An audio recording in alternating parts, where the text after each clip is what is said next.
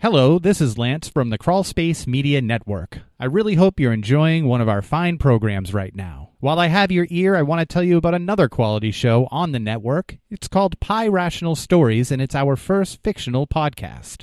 There is a space between reality and fantasy, between rational and irrational. In this space, there are stories of obsession and the dark side of human nature, of love and despair, and glimmers of hope. These are anthology-style stories narrated by the finest voices in the industry and written in a dark corner of the universe. So if you like well-told tales, listen and subscribe to Pi Rational Stories. That's PI_Rational Stories on Spotify, Apple, or your preferred listening app. And now, back to the program.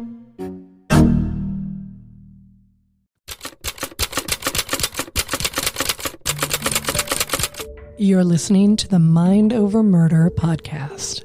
My name is Bill Thomas. I'm a writer, consulting producer, and now podcaster. I am now trying to use my experience as the brother of a murder victim to help other victims of violent crime. I'm working on a book on the unsolved Colonial Parkway Murders, and I'm the co-administrator of the Colonial Parkway Murders Facebook group, together with Kristin Dilley. My name is Kristin Dilley. I'm a writer, a researcher, a teacher, and a victim's advocate, as well as the social media manager and co-administrator for the Colonial Parkway Murders Facebook page with my partner in crime, Bill Thomas.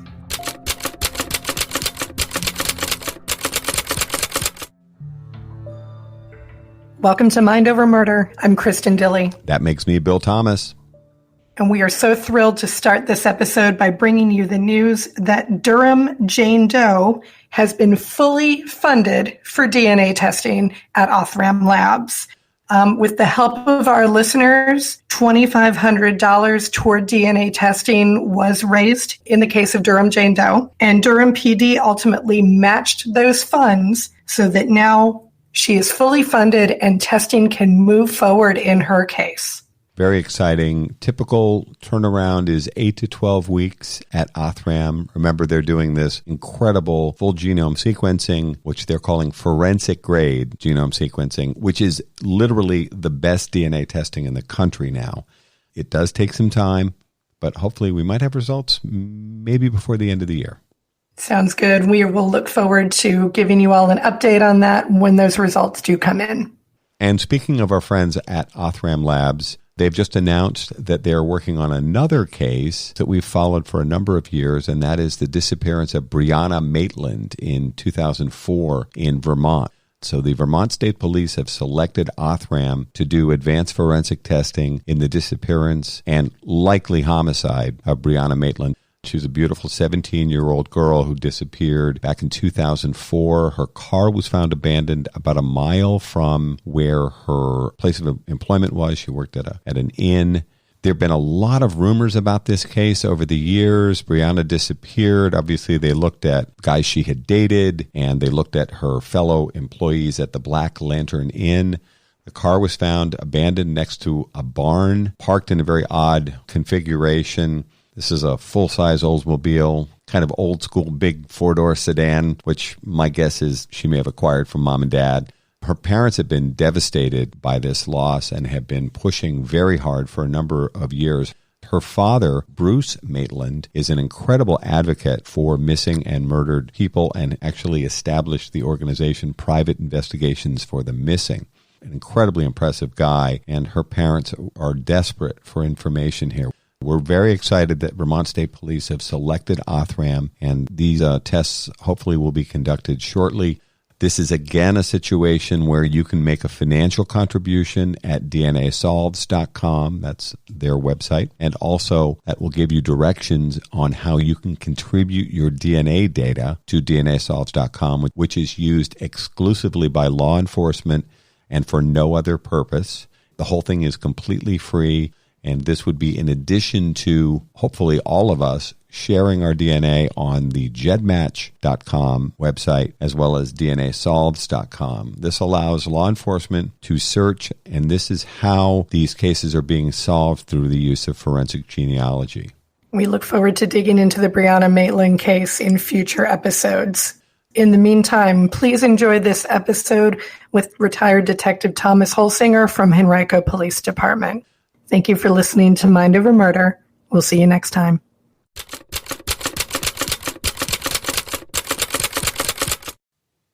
Welcome to Mind Over Murder. I'm Kristin Dilley. And I'm Bill Thomas. And we are thrilled to be bringing you part 2 of our interview with retired Detective Thomas Holsinger of the Henrico Police Department to talk about the Donna Hall and Mike Margaret murder case. Detective Holsinger gets into some very interesting issues in this podcast. We think he's offering some insights that have never been offered before publicly. We strongly urge you to listen to the first part of this interview with Thomas Holsinger, which would be our episode 36, before you listen to this current episode, because otherwise you're literally walking into the middle of a fascinating conversation, but you may be more than a little bit lost. So please, if you haven't listened to episode 36, listen to that one first and then this one. We hope you enjoy this episode of Mind Over Murder. Thanks for listening.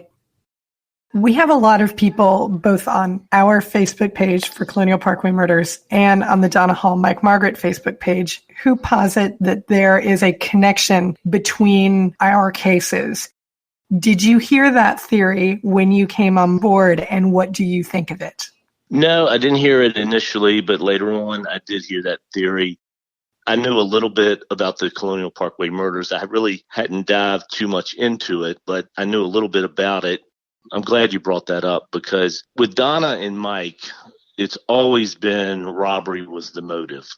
Based on the things that we knew that were going on with them at the time, she had a large amount of money. They were trying to hook up with some drugs, and they were putting themselves out there, and ultimately they became a victim. The little bit that I know about the Colonial Parkway murders, it could be more of a serial type situation where people didn't put themselves out there. They just became a true victim of somebody who was a predator. But with Mike and Donna, we always have known robbery was the motive. And one thing I've learned over all the years working murders and stuff, murder is pretty simple. Don't try to think too much into it. If you think too much into it, you're going to confuse yourself. Keep it simple, and you're going to find out what happened. With Mike and Donna going out looking to purchase drugs, having the money, there's only a small circle they're going to be in, and somebody took advantage of it.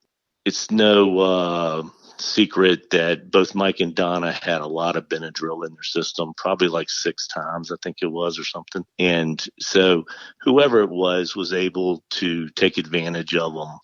Donna did not have any defensive wounds on her. Mike struggled. And so, that's kind of, but with the Colonial Parkway murders, and Bill, you certainly know it, this is more, I think, of a predator kind of looking.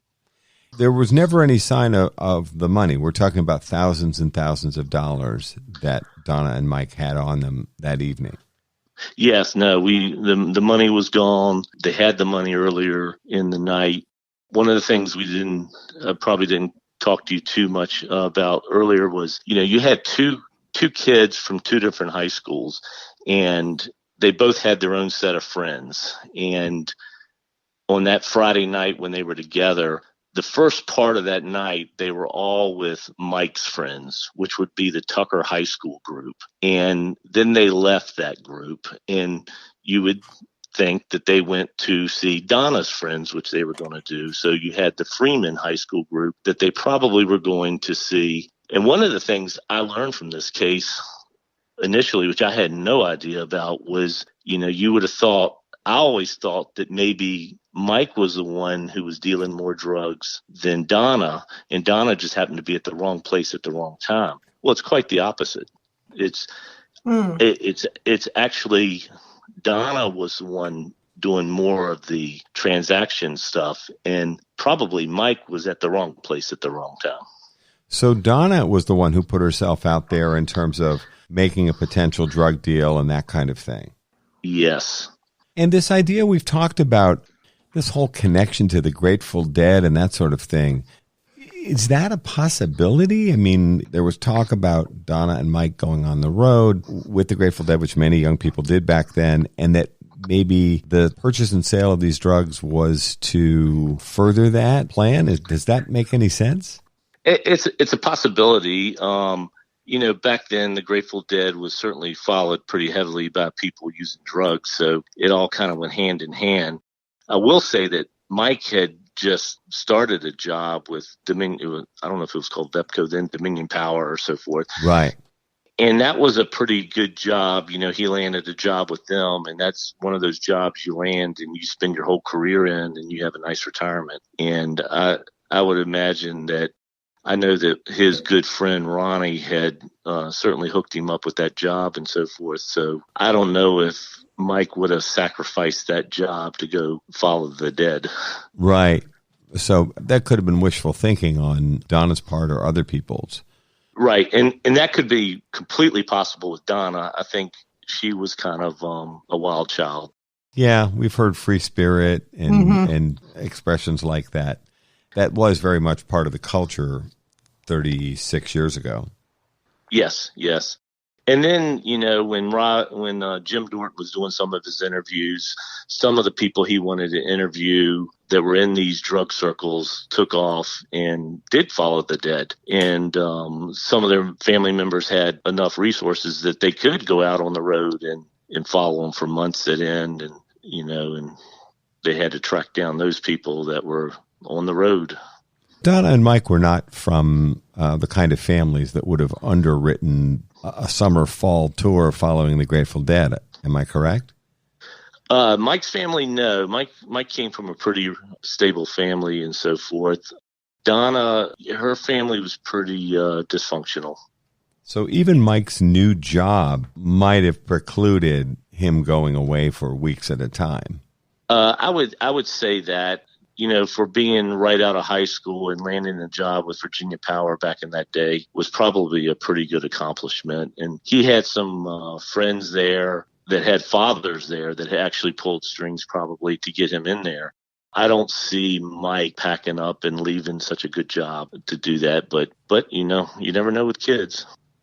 I know that when Bill and I talked about this yesterday, I was a little surprised by it. We had originally said in our reporting that Donna and Mike had Demerol in their system.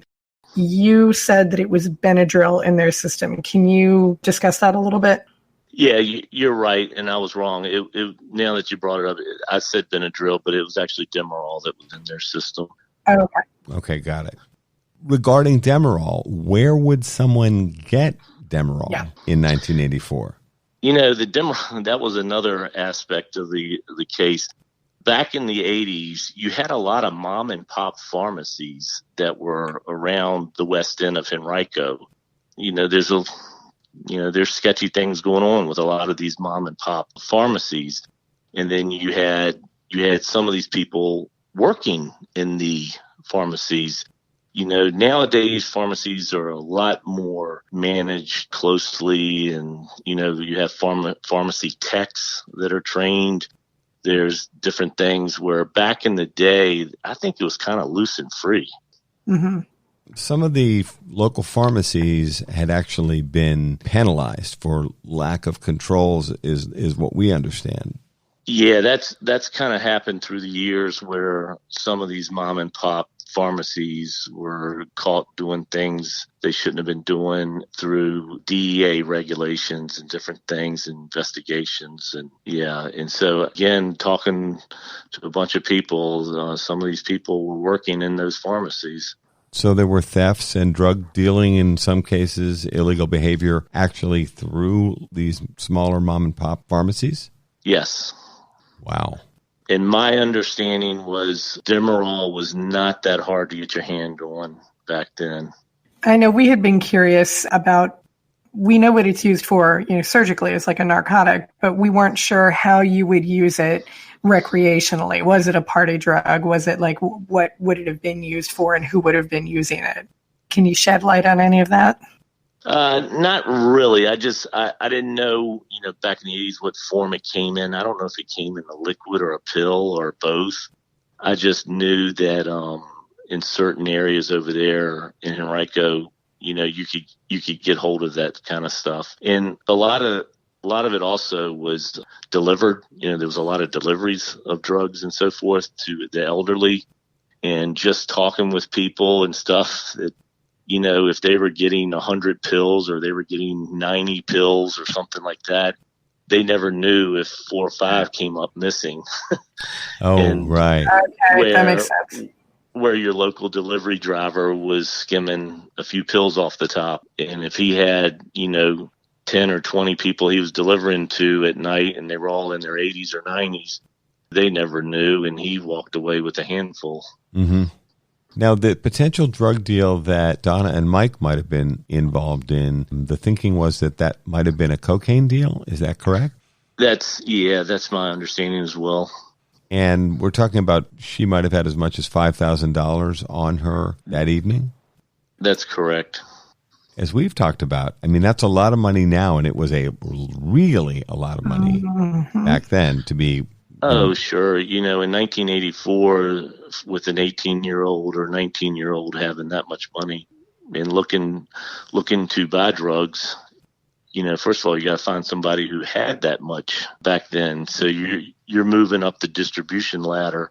You're not going to your regular guy that can give you, an 8-ball or something like that. You're looking for a lot. It almost sounds like Donna and Mike might have got in over their heads in terms of the kind of people they were dealing with. Yeah, I would agree with that statement.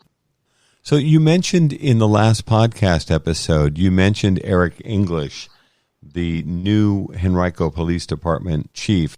Have you met Chief English? I don't know him personally. I've certainly been in meetings where he was there. He was the deputy chief for Richmond City for a long time. And Henrico and Richmond police worked really close together. And obviously the homicide units worked really close. A lot of my good friends are current and former Richmond homicide detectives. And I didn't know him personally, but nothing but good things about him I've heard and seen. Right. So his reputation is good. Absolutely. And if he invited you to come back in and brief him, and I know Joe Scheel, your former partner, is still there, would that be a likely outcome? Or Sure. Yeah, I'd do that in a heartbeat. And back when Chief Cardinal was chief, Henrico had found the funding to do the private lab testing that you were lobbying for. Yes, that was one of the things that Chief Cardinal, that was not a sticking point with him. He obviously went to Freeman. He knew Mike and Donna, and even the county manager, who was John Patolkas. He is a Tucker graduate that was a friend of mine back at Tucker, and he would be completely supportive of trying to get this case solved. Well, when I think about the tens of thousands of man-hours that have gone into this case so far, yours and Jim Dorton's and Joe Scheel's and so many other people, I think a few $1,000s more to put this thing to bed where you'd finally have a prosecutable case would be pretty exciting. Oh, absolutely. And even past Jim Dorton, there was other detectives. Even in the early 2000s, there was cold case detectives that looked at it then. So the case this particular case has really never sat on if you want to use the word, sat on a shelf and collected dust. There has been, other detectives took other avenues and so forth. And I guess, it was one of those that when I got involved with it, I knew everybody. And that was one of the things that helped me. You had mentioned that your partner grew up elsewhere in the country. So on some level, it was helpful to have the two of you work together because he had the fresh perspective and you actually, knew all the people and the places and a lot of what was going on back then. Yes. And then, of course, having that criminal analyst and her being involved with the case from the get-go as well was great.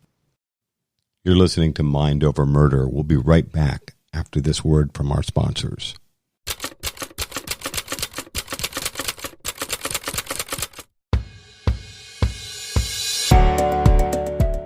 One of the most frequent questions we're asked here at Mind Over Murder is, how can I help? Thanks to Othram, a leading forensic DNA testing lab for law enforcement, you can get involved and help solve real cases. If you have tested at a consumer genetics company, you can contribute your data to DNAsolves.com. The process is easy and confidential. Just 2 simple steps. Your DNA might be the missing piece that helped solve the identity of an unknown person. Then Mind Over Murder will highlight cases Othram is working on to seek your crowdfunding support for DNA testing to help solve these cold cases. Upload your DNA profile to DNAsolves.com. It's easy, free, and confidential. Then join Mind Over Murder as we help families find answers with Othram and DNAsolves.com. In these stressful times, everyone needs some time to chill out and relax. That's why we're excited to announce this week's sponsor, Boston Green Health. Boston Green Health is a local provider of CBD products that specializes in oils, topicals, gummies, and edibles. Boston Green Health's plant-based products can provide natural relief and rest for the mind, body, and soul. As one of New England's premier hemp-based companies, they offer a variety of all-natural CBD products that use a blend of locally sourced hemp extract. Visit bostongreenhealth.com for premium CBD oil, a delicious variety of CBD-infused gummies, luxurious handcrafted topicals, and a product line for pets. Mind Over Murder listeners can receive 20% off any purchase by using show code MOM20. Boston Green Health takes pride in being New England's most trusted CBD brand. Visit bostongreenhealth.com and use show code MOM20 for 20% off any purchase. Do you like our show, Mind Over Murder, and want to create your own podcast? Well then, let us tell you about Anchor. First of all, it's free. And who doesn't love free, right? I like free. There's creation tools that allow you to record and edit your podcast right from your phone or computer. You can even add any song from Spotify directly to your episodes. The possibilities are endless for what you can create, whether it's music analysis, your own radio show, or something the world's never heard before. Anchor will then distribute your podcast for you so it can be heard on Spotify, Apple Podcast, and many more platforms. And you can even make money from your podcast with no minimum listenership. I like the sound of that. It's everything you need to make a podcast all in one place. Right here, Anchor. Download the free Anchor app or go to anchor.fm to get started on your own podcast. You can tell them Kristin and Bill from Mind Over Murder sent you. We're back here at Mind Over Murder. Tell us a little bit about the success you had, that you and Joe Scheel had working together in cold case homicides. Well, I was assigned to it for 3 years with Joe, and we solved about 6 homicides in that 3 years there, which was great. It was up until that point. I think every now and then people would solve one, but we did have a lot of success. We ended up getting 3. Some of them that kind of go back that I think about was one guy had murdered his wife back in 1981. Again, I was a freshman at Tucker High School with his stepdaughter. Wow. And he killed his wife and put her in a closet, and they didn't find her for about 4 or 5 days, if I'm remembering correctly. Wow. Oh, man. Wow. That's harsh. He went on the run from 1981, and then Joe and I were sitting at our desk. I think it was 2016 by now. And the guy from Social Security calls and says, "Hey, do you want Earl McFarland?" And I was like, "Who is this? And what kind of prank are you playing on me?" and he says, "I'm so-and-so from Social Security." Social Security has federal agents. And I said, "Yeah." And I said, "What do you mean, Earl McFarland?" And he said, "He just popped up on the grid. He's in Greensboro, North Carolina, and he just applied for his Social Security benefits." Oh, my gosh. Wow. That's how they figured out where he was? And he would have been in his late 70s. And I was thinking, what? So Joe and I go to Greensboro, and we're watching this house, and it's It's an old lady that has the house. And I look at Joe and I'm like, he's dying. He's in there dying right now. Mm-hmm. And we were thinking, that's the only reason he would apply for his Social Security. He was under the radar like you wouldn't believe from 1981. So after not seeing him for 3 days, we just said, let's just walk up to the door and knock on the door. So we went up to the door, knocked on the door, and this old woman came to the door, and I said, where's Earl McFarland? She said, he's in the back dying of bone cancer. Oh, gosh. It was exactly what you thought. Yep. And he was back there, and he was so fragile. I just put him in the car, interviewed him. He told me the whole story of killing his wife, and he said, I knew you guys were coming, and the only reason I applied for Social Security is this woman has been so nice to take care of me for umpteen months. I knew I could give her the money because he got paid his back pay or whatever from Social Security, and he gave it all to her. Interesting. Wow. So we got him back to Henrico. We ran it through the court system real quick. He pled, and I think he lived 2 months in the Virginia Department of Corrections, and he died. Wow. And that was a big one. And then we had a guy named Crazy Mike who was a serial killer. Oh, God. And he had killed people all around the country.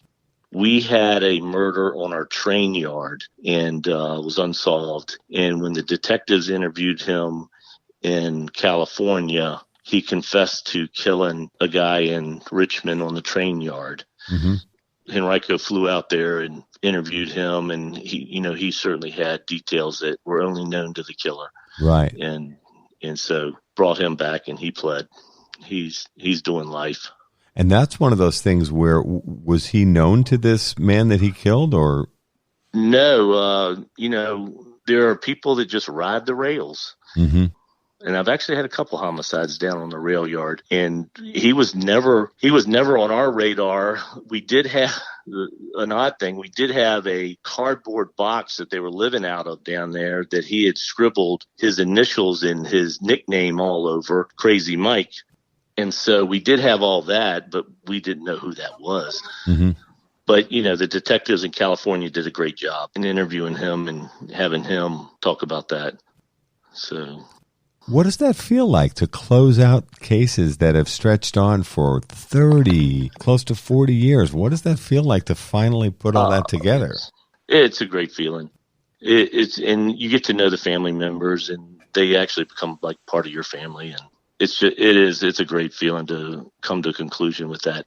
And some things it's kind of odd. So the guy who killed his wife, and she had 7 children, and they didn't have any children together. So when I reached out to them to tell them, hey, I think I'm going to be able to lay my hands on Earl McFarland, some of the family members were upset with me. Why? Why would they be upset? I still to this day don't know. Maybe a psychiatrist can tell me. But they were so upset over that situation where other family members were unbelievably excited.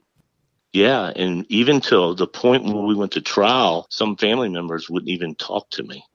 I don't understand. It seems... Yeah. I personally push back on the idea of closure. I'm not real comfortable with that word. But if somebody else achieves some measure of peace because of the hard work that you and all of the people on your team over the years have put in, I think that's incredible.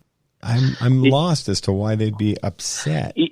Yeah, and I don't know if it was because, they were stepdaughters and they really liked this guy, and I guess they thought this guy would never have done something like that to their mother. Yeah, it was pretty bizarre. Yeah. Well, 2 things come to mind. One is that one, which is, we really liked him, and we had an image of him as a good person, and now that is also destroyed, and they had already lost their mom. And then the other thought that came to me listening to you tell the story was, it obviously brings back a lot of that pain. In other words, these people would be adults now, but they lost their mom to a brutal murder. And, right. you bringing that forward and identifying a perpetrator also brings back some of the floodgates of the loss. Right. And that's kind of what I left it thinking was, yes, I was bringing back this pain, and they had already gotten over it after all these years. Yeah. Is it hard to put these things down, at the end of the day, or, now you're doing other things in law enforcement? Is it hard to put these cases aside when you're sitting there quietly by yourself?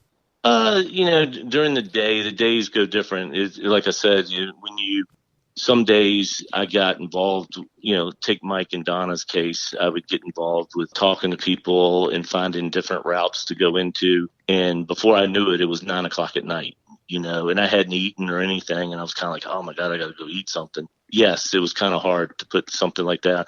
Other days where you really weren't finding something, you got out of there and did other things. Mm-hmm. And does that clear your head? And I mean, what do you do when you're not being a law enforcement officer? I guess we should ask. What do you like to do when you're not solving cold cases? Well, I was the only one in the unit that didn't play golf, so I don't play golf, and they play golf all the time. And I used to laugh and say the only reason you guys keep me in this unit is because I don't play golf, because they would all come in and say, "Hey, we're all going to play golf today. You're working day shift and evening shift." Oh, great. Thanks a lot. Thanks a lot, guys. Yeah. But then whenever I wanted time off, I never had a problem getting time off. It was like, oh yeah, let him go. And so what do you like to do when you're not solving cold outside. cases? I'm always, cutting grass, doing something outside, exerting energy, I guess. Before COVID, I guess I traveled a little bit. Yeah, we hope to get back to that someday. Yeah, absolutely. But yeah, the job really, it wears on you. It's a young man's game. Probably, people say, oh, the police, they can retire at age 50 or something like that. Yeah, but, up until then, you're pretty, during my course of being a homicide investigator, I went through a divorce and different things like that. So, it wears on you. Yeah, I can imagine. It's funny because when you and I were talking the other day, I was asking you about a number of people that have worked this case over the years, and thankfully they're all still with us. In other words, they might be doing other things, but they haven't passed on. And the truth is, it's funny, we're talking about you, and Kristin introduces you as retired, but you're actually still mid-career. Yeah, I've retired from the state work, and I've got a state retirement, and I moved on to a private institution, and I'm still doing criminal law enforcement work, but it's a lot less stress, and it's actually a lot of fun. And yeah, I don't lay in bed at night with thinking of things. And did that happen when you were working homicides? Oh yeah. Nobody gets killed between 8 and 4. No, it's always in the middle of the night, isn't it? Yeah. You just hope that either came early or it came later at night. I hated to get into that REM sleep, and I used to not go to bed till probably midnight or something like that. And if something came in at 1:00, it was like, I just gotten into a nice sleep, and so you were hoping that something came in maybe at 4 or 5 in the morning or something, or early, like at 11:00 at night or something. Right. Well, it's funny. I managed rock and roll bands for years, and even we used to say nothing good happens between 2 a.m. and 4 a.m. No, right. And then, you get called out, and it's nothing that you're there for a half hour, an hour. You're there for a while. Mm-hmm. I can remember one case where I got called out at like midnight, and I don't think I went to bed for 2 days later. And in that 2 days, I was in Charlotte, I was in Orlando, because whenever they run, you had to go. And so yeah, this person took off after they did what they did, and we were tracking them. And yeah, I ended up driving to Charlotte, catching a flight to Orlando, and about 3 days later, I got back to Richmond and just crashed And that was a good thing with your supervision. They knew, hey, don't bother him for the next 24, 48 hours. Well, you hadn't gotten any sleep for a couple of days. And this is a fast breaking situation where someone's on the run and you have a good idea who you're looking for. Yep. I would imagine the pace on the cold cases is a little different. Yeah, completely. You can actually take off a week and go away and go on a cruise or something like that, and then come back and pick it right back up. Right. Those files are still going to be there. Yep. No, I was just going to say that, the amount of diligence that you undertook, the amount of time that you took on these cold cases is just to be commended. And, I thank you so much for your service in doing everything that you have done to make life better for Henrico and to get those cold cases solved. That's tremendous. Well, I appreciate it. And again, it's a team effort. I know we're talking about things that I'm doing and so forth. When I'm taking off and going here, going there, somebody from forensics is with me usually. And, everybody else is working on it as well. And again, I can't say much more about Henrico County. They had such good resources and such good leadership, and they just supported you 110%. I wonder if Chief English listens to podcasts in his spare time. I'm not sure, but I do have to call Joe, and I've got to talk about some other things. So I'll probably be meeting him pretty soon. I like the sound of that. Where would you like to see this case, Donna Hall and Mike Margaret's case, go in the coming months? What would you like to see happen? I would love for the evidence just to get looked at by a good forensic scientist. And I know I haven't listened to any of your podcasts, but I understand you've had some lab people involved in your stuff, and it would just be great to get this stuff finally in a lab where somebody is extracting and looking at all these bloody clothes and so forth, and to actually find something. As you said earlier, if back in 1984 they were able to type the blood, which was, that was state of the art back then, that means that blood does exist, and that third-party blood, in other words, it's not Donna's, it's not Mike's, it's someone else's, that could be your perpetrator or perpetrators, I guess. Sure. And can you imagine if they examined these clothes and they were able to develop a DNA profile of a third person, and as well as their blood type match what was found in 84? That would be it. That would be huge. Cause for celebration. Yeah, for sure. Absolutely. So in a situation like that, would someone like you be brought back as a consultant, or is this just kind of a professional courtesy? But obviously, I can tell you're still fully committed to this case and solving it. Sure. And I go, it's not unusual for us to go back. Even when I was working cold cases, I had the old detectives come in and meet with me. And so, yeah, it would be no problem at all. I would do that in a heartbeat and would want to do that just as much as, when I talked to, when I was working this case, I was talking to Jim Dorton all the time. And, and there wasn't anybody who wanted it solved more than him. And so, yeah. Boy, if Jim Dorton doesn't listen to podcasts, his ears are probably buzzing by now. We've said a lot of really nice things about him. Yeah, you ought to reach out and see if he wanted to come on. Do you know if he still lives in Virginia, or is he, living in Florida? Yeah, he's still in the Richmond area. Oh, he is? Okay. He'd probably tell you I'm telling you too much. He might. We could be asking questions like, well, does Jim Dorton golf? Absolutely. He probably does. Retired Detective Dorton, you can listen to podcasts while you're golfing. All you need is some earbuds, and you're good to go. Yeah, he's a good Thank guy. you so much for joining us. We really, really appreciate you taking the time. No, thanks for having me. You kind of brought me back into it a little bit. It's talking about it kind of brings back everything. In a good way?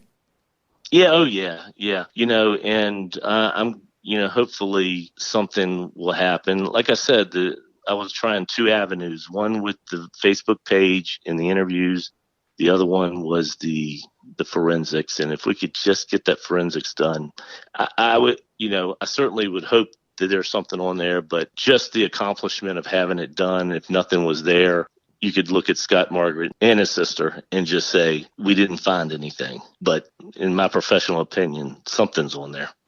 Well, it'll be an exciting day. And I think that day we'll probably read about it first on the Justice for Donna Hall and Mike Margaret Facebook page. Yep. Yeah, that page has really done a lot. A lot of people loved it. Certain people hated it. They would call me and say, shut the page down, do this, do that. I'm contacting my lawyer or something. And I was like, hey, man, Facebook does what it does. We just kind of go along for the ride. Yeah. And are some of those people that were making all that noise several years ago, are they on the short list of suspects? They could be, or close to it. Interesting. Because over time, it sounds like thousands of people have participated, and I think almost all of them, except for perhaps a small group, would like to see this case solved. Yes. There's, I would say, 99.9% would want this case solved. Back then, you didn't really have a lot of murders in Henrico. It wasn't, this was a whopper. It sure was. Any final thoughts for our listeners? No, thank you for having me on, and hopefully things move forward. We hope so, too. Thank you so much for taking the time to join us. Thank you. That ends our two-part conversation with retired Henrico Police Department Detective Thomas Holsinger. We'll be putting aside the Donna Hall Mike Margaret case, and we hope to be returning to that case in the coming weeks with additional information as hopefully the forensic testing moves forward. That's up to the Henrico Police Department, and with a little bit of luck, we could be seeing some results in the next few months, so we'll keep you posted on that. Next week, we're going to be joined by Gemma Hoskins of The Keepers for a fascinating two-part discussion about what the status is of that investigation in Baltimore. Those of you that have seen that television series, it's an incredible television series, still available on Netflix, and we urge you to watch it. We think this conversation with Gemma Hoskins should be fascinating. We look forward to seeing you on Mind Over Murder.